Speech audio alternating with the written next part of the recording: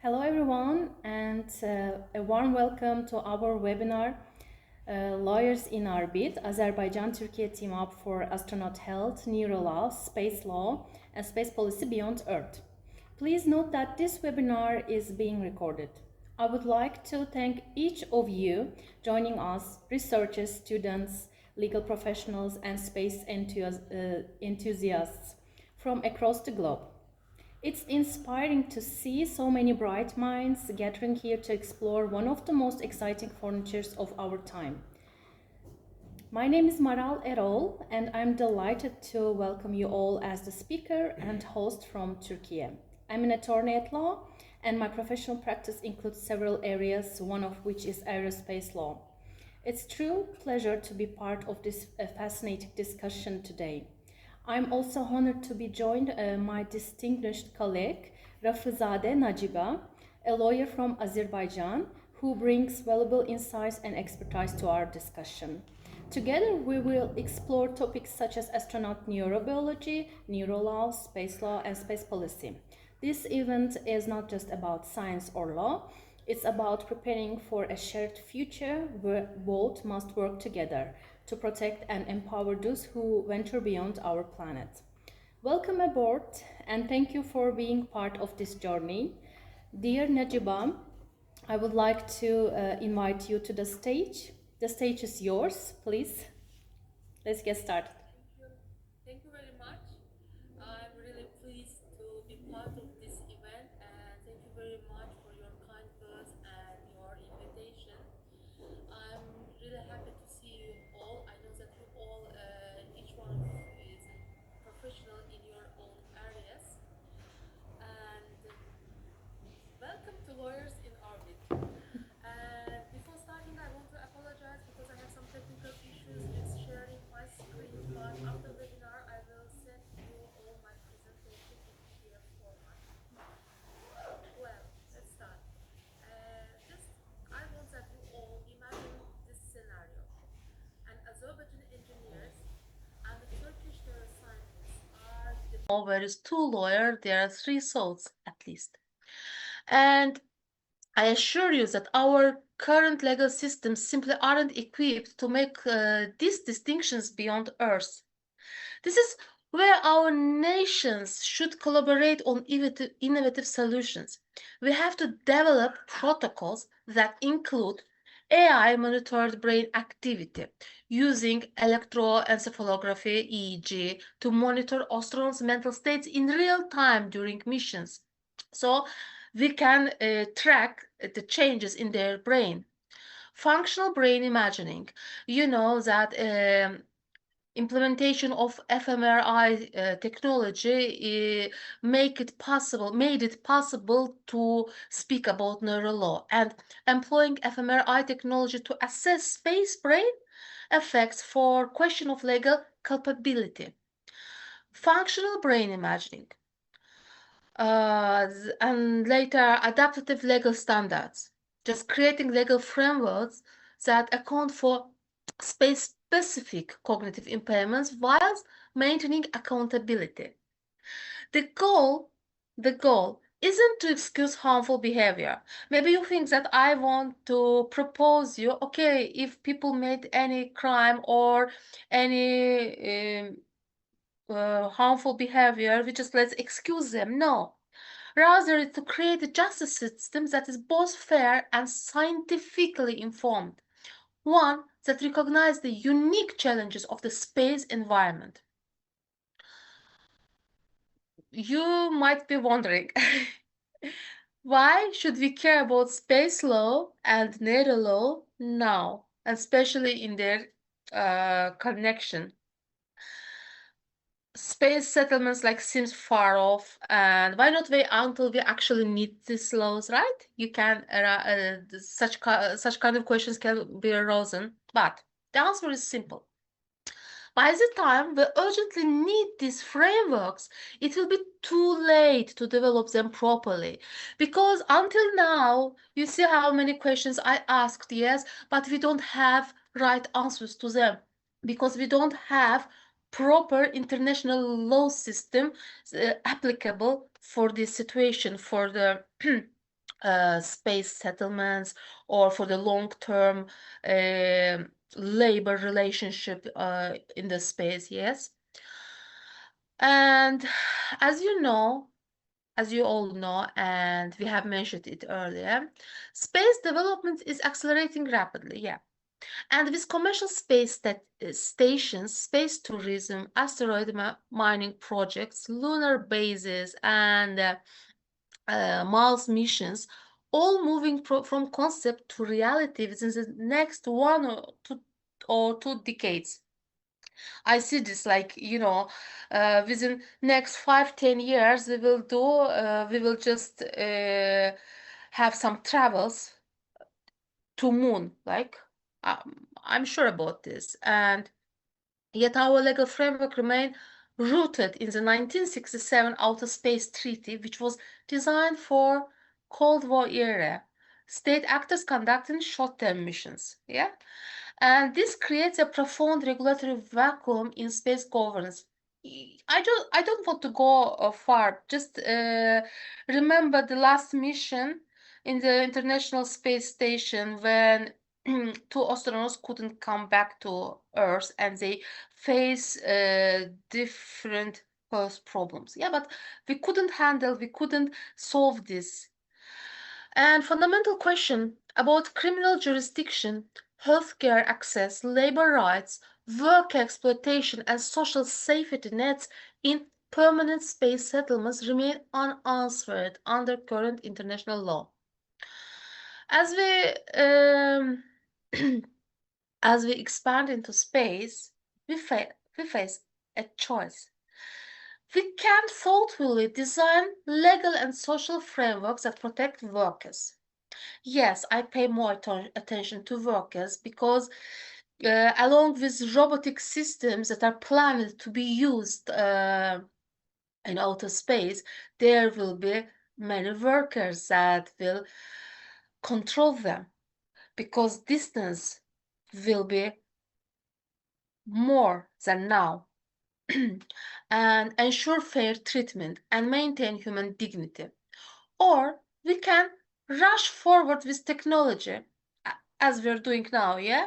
Just rush forward with technology and sort out the legal issues later, like after people have already been harmed.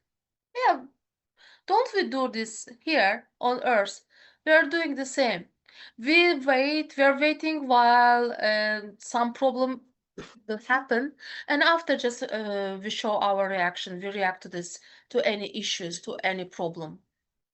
But unfortunately, or maybe luckily, I don't know, history teaches us that when we prioritize technical capability over human welfare, exploitation follows. And just think about early industrial labor conditions, maritime workers before international protection, or just colonial resource extraction. It was hard period, and we had a lot of tragic lessons to learn from those historical periods.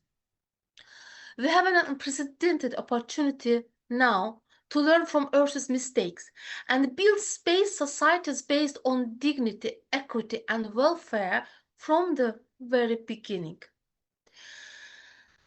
This is where NeuroLaw becomes essential. And traditional legal concept assumes that people have full control over their mental faculties, right? But no, and especially in space, environmental factors can significantly impair cognitive function. And even on the Earth, we can see this, that sometimes something out of our control. NeuroLaw provides the scientific foundation for creating fairer, more nuanced legal system that accounts for the realities of human brain function in extreme environments. Yes, this is the short webinar, yeah, and I want that you all just know a bit about NeuroLaw and its role and its effect in frame of space law. And I just want that you all, after this webinar, just do some research on this topic and explore many interesting, challenging titles that we can discuss in future webinars. Let's now just turn to one of the most fundamental challenges: protecting human health beyond Earth's atmosphere. Space presents, as I told earlier, unique medical challenges that simply don't exist on Earth. Understanding this is crucial for developing appropriate legal protection. Let's just count them. Bone density loss. Astronauts lost bone mass at alarming rates, up to 1 to 2% per month. Can you just imagine this? This is comparable to osteoporosis on Earth, but it happens much faster. Or just look at the cardiovascular weakening. Yeah. Without gravity's constant pull, the heart doesn't have to work as hard. And over time, this leads to a cardiovascular deconditioning. Muscular atrophy, you all know about this. Many astronauts can't even walk after coming back to Earth, right? And even with rigorous exercise, astronauts experience significant muscle loss in microgravity. Vision problem. Fluid shifts cause increased pressure on the optic nerve, leading on visual change that can be permanent. You know, if visual nerve is damaged, it cannot be, it hasn't any treatment if already damaged. It's the name, I forgot the name of this disease, however. Glaucoma, yeah. Immune system suppressions. The space environment weakens immune functions, making astronauts more susceptible to infection. And I told earlier about radiation exposure. Unlike Earth, where our atmosphere shields us, space offers minimal protection from cosmic radiation. This accumulates over time, increasing cancer risk, and is also proved. We know the example of Chernobyl and cancer statistics from there. I'm sorry. Excuse me. And psychological impacts. The isolation, confinement, about which I told earlier, distance from Earth, the constant danger creates severe psychological stress. These health issues create urgent legal and ethical challenges that must be addressed. Responsibility for astronaut illness in orbit must be clearly defined, especially when both government and private companies are involved. Private space operators also need enforceable medical standards so that cost-saving measures don't compromise safety, because you know. Now, and we're all part of the story. Thank you, and safe travels, whether Earthside or otherwise. Thank you very much. Thank you very much, dear Najiba, for this insightful talk. We came to my part. I don't have much time, that's why it's going to be very, very short. Let me. I'm so sorry. Yes, I'm so sorry. Oh no, it's not your fault. It's not your fault. It's meant to be like this because you know it's a complimentary webinar, and we now I'm going to share my screen.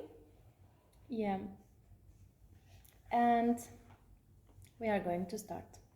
Please tell me if you see my screen.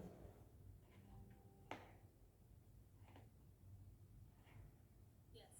Okay, so welcome again. In this webinar, I'm going to talk about several key issues related to astronaut selection and health and data governance. My agenda as follow. First, I'm going to talk about the balancing technical skills and physiological resilience, how to become an astronaut.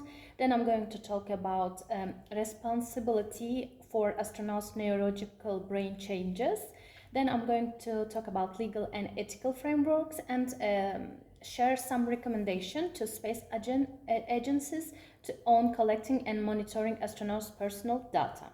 So let's start with first chapter, becoming an astronaut, balancing technical skills and psychological resilience.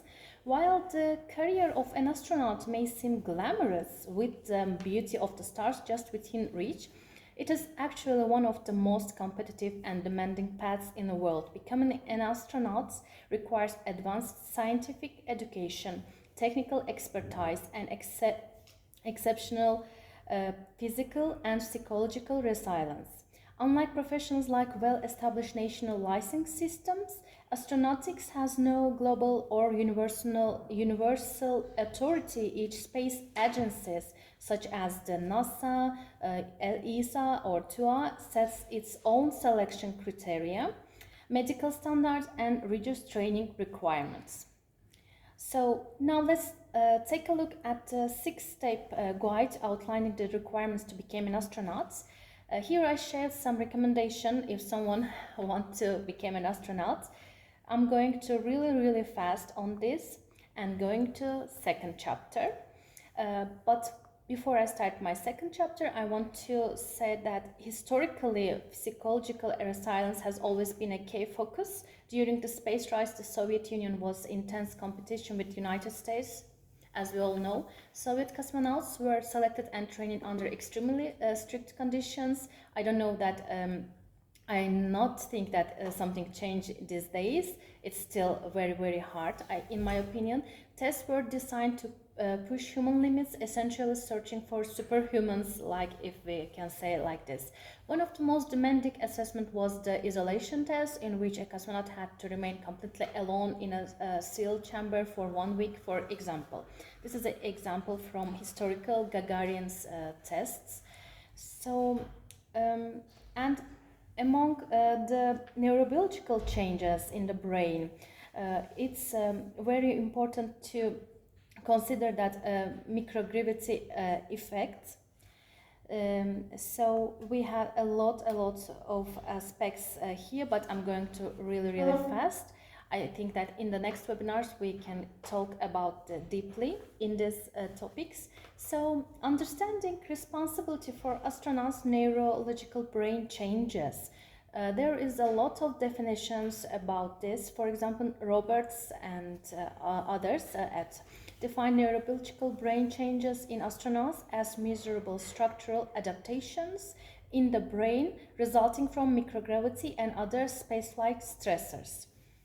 In the literature, additional neurobiological changes observed in astronauts include alterations in white matter, microstructure, and structural connectivity, and fluid shift effects in the brain, all which are linked to the central nervous system's adaptation to spaceflight conditions. So, the liability. Today, international space law instruments establish general duties related to astronaut safety and assistance. Let's start with Outer Space Treaty.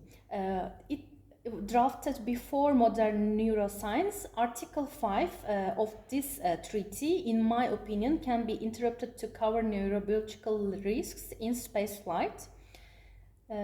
While the obligation to report phenomena, according to this article, may include newly observed brain changes as well. Designation astronauts as envoys of mankind reinforces the need to protect their physical and cognitive integrity, indicating that Article 5's protections are adaptable to modern understanding of astronauts' neurological health. So when we move, also we see that in Outer Space Treaty, Article 6 defines that parties bear international responsible for national activities in outer space, including the moon and other celestial bodies, if relevant medical issues are not properly addressed. For example, if an astronaut with inadequately assessed health is sent on space mission and as a result performs actions that could cause harm, the state can be held internationally responsible for its national activities. This highlights the critical importance of true medical monitoring, assessment, and treatment of astronauts to ensure both missions' safety and compliance with international obligation. The rescue agreement future requires states to provide all possible assistance to astronauts in distress, establishing a broad responsibility for their welfare. Although the agreement does not explicitly mention neurobiological monitoring, its humanitarian mandate can reasonably be interpreted to include the obligations to address neurobiological risks and impairments encountered during space missions. The Liability Convention provides a framework for state responsibility in event of damage arising from space activities. Article 1 defines key terms such as damage, launching state. Article 2 of this convention, a launching state is held absolutely liable for any damages caused by its space objects on Earth, surface, or aircraft in flight, regardless of fall. This strict liability means that victims of space-related accidents can seek compensation without proving negligence. Consequently, if neurobiological brain changes in astronauts impair their ability to control a spacecraft, resulting in the space object causing damage, the launching state will still be fully liable. This interpretation underscores the critical importance of monitoring and managing astronauts' neurological health, as impairments affecting cognitive or motor functions could lead to accidents with significant legal safety implications. Convention on registration defined. This registration facilitates the recognition of which state is responsible and therefore liable under the Liability Convention if some damages will happen. The Moon Agreement established several obligations relevant astronauts' welfare that can be interpreted to include neurobiological consideration. Article 10 mandates that the states parties adopt all practicable measures to safeguard the life and health of persons on the moon, to provide shelter to those in distress, effectively extending humanitarian protection to astronauts. Article 5 requires states to inform the United Nations and scientific community of any phenomenon. Furthermore, Article 5 requires states to inform, which can responsibly be interpreted to include discoveries about neurobiological risk associated with lunar missions. However, the practical implementation of health surveillance is primarily governed by national legislation, space agency policies, and mission-specific medical program. As space missions extend beyond low Earth orbit, it becomes increasingly important to examine how legal responsibility, agency policies, and medical monitoring interest to safeguard astronauts' neural health. For instance, NASA's efforts about astronaut occupational health project, lifetime surveillance of astronaut health, Threat Astronauts Act. I'm going to talk about them in details in the next webinar. And for example, ESA has a crew medical support office responsible to monitoring astronauts' health. Responsibility for astronauts' health, including potential neurobiological changes from spaceflight, is distributed across multiple levels. Under international law, the launching state holds ultimate responsibility for authorizing and supervising national space activities, whether governmental or non-governmental, as established in Outer Space Treaty. Operational responsibility is typically delegated to the National Space Agency, which implements monitoring, safety, and post-mission medical protocols in accordance with national legislation and agency policy. While astronauts provide informed consent for inherent mission risk, international treaties such as Rescue Agreement emphasize the protection of astronauts and their safe return. Now we are moving to our next chapter, Managing Astronauts' Data, Legal and Ethical Frameworks. Following discussion on responsibility for astronauts' neurobiological changes, it is important to recognize that space agencies systematically collect sensitive medical and physiological data to safeguard their personnel. To fulfill this duty of care, agencies continuously monitor a range of health metrics, including cognitive and neurological assessment, in order to identify potential risks and intervene proactively. Advances in health monitoring technologies such as real-time psychological tracking are increasingly employed to enhance astronaut safety. The collection and use of this data are conducted in accordance with applicable privacy regulations and ethical standards, ensuring both the protection of personal and integrity of research initiatives. Sorry, we have a problem.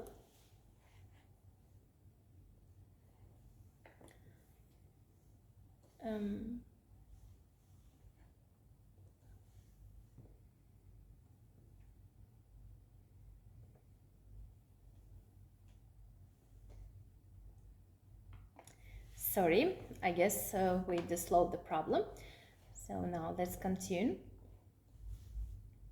So I said that establish an incident and breach response framework. What does it mean? Create procedures for the dedication and investigation, reporting and recovery in the case of any incident happened. Regulate data transfers and international cooperation. Ensure cross-border data exchanges follow treaties, agreements, and adequate protection standards. Conduct oversight, training, and audits. Maintain continuous monitoring and compliance updates. What does it mean? Revive documentation annually, update system after mission change, and monitor emerging legal requirements.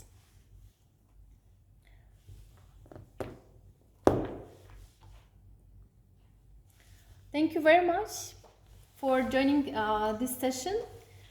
So we end our webinar for today. See you in our next webinars, and we are happy to answer all your questions. Let me check the chat.